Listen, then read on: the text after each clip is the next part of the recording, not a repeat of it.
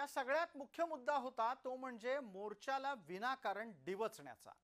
कारण मोर्चाला डिवचलं गेल्यानं तो मोर्चा अधिक मोठा झाला. त्या निमित्तानं सरकारवर तुटून पडण्याची आयती संधी विरोधकांना मिळाली.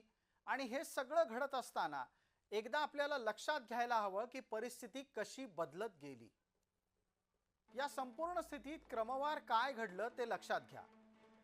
मनसे आणि ठाकरे सेनेच्या वतीनं मोर्चाला परवानगी मागितली गेली होती, पण सुरुवातीच्या काळात ती पोलिसांनी नाकारली.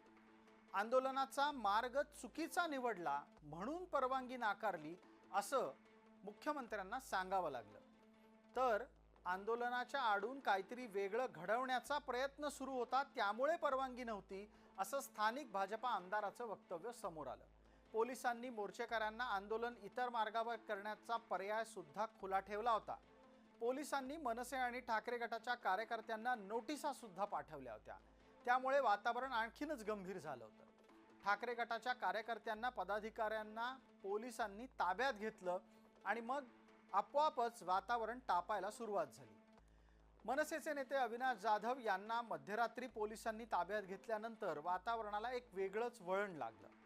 संदीप देशपांडे आंदोलनावर ठाम असल्याचं सातत्यानं सांगत राहिले. दादरहून ते मोर्चाच्या स्थळी पोहोचले सुद्धा.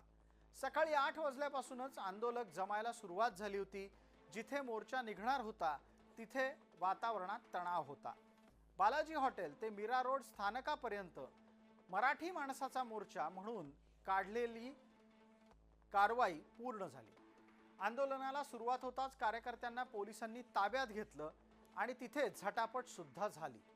या आंदोलनामध्ये परिवहन मंत्री प्रताप सरनाईक सहभागी होण्यासाठी आले होते. त्यांना आंदोलनामध्ये पाहता जोरदार विरोधी घोषणाबाजी झाली आणि इतकंच नाही तर मंत्र्यावर हल्ला सुद्धा झाला. हा सगळा प्रकार पोलीस आपल्या डोळ्यादेखत पाहत होते. अखेरीस प्रताप सरनाईक यांना आंदोलनातून काढता पाय घ्यावा लागला. राजन विचारे, नितीन सरदेसाई, संदीप देशपांडे, अविनाश जाधव, अभिजित पानसे अशी अनेक माणसं शेवटपर्यंत मोर्चामध्ये सहभागी झाली होती. मराठी भाषिकांवर अन्याय झाला तर यापेक्षा मोठं उत्तर मिळेल असा इशारा या निमित्तानं देण्यात आला होता. हे सगळं घडत असणं आणि घडत राहणं सरकारला पसंत नव्हतं. मोर्चा निघणार आणि आपण त्याच्यात सहभागी होणार असं प्रताप सरनाईकांनी कसं ठरवलं हे अजून तरी गुलदस्त्यात आहे.